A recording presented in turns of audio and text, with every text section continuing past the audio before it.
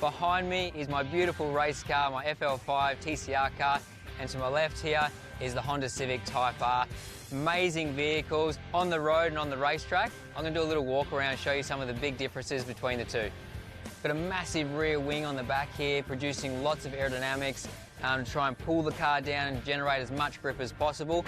All the panels on the car are carbon fibre.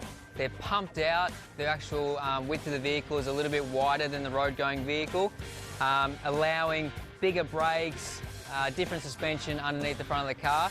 Other than a roll cage inside the car, the actual chassis itself is exactly what you'd have it with the road car there.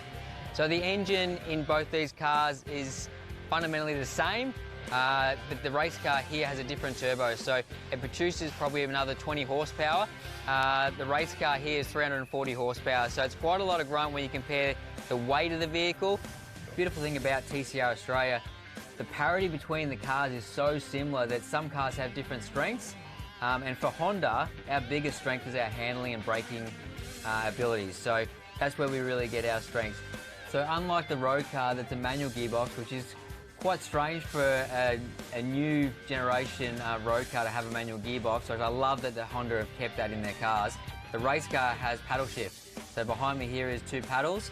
On the right, to click that goes up the gear. On the left, click that goes back down the gear. So I don't have to take my hands off the wheel at all. The whole time I can keep control of the vehicle. It's much easier from a driver's point of view to have the paddles. So there you have it, some big changes between the two vehicles, but fundamentally it's the same car underneath, just with a few changes on the outside to enhance our performance on track. This weekend we're at Sandown. It's the first round of TCR for 2024. This beautiful machine behind me, and we hope we're going to get the absolute most out of it on track.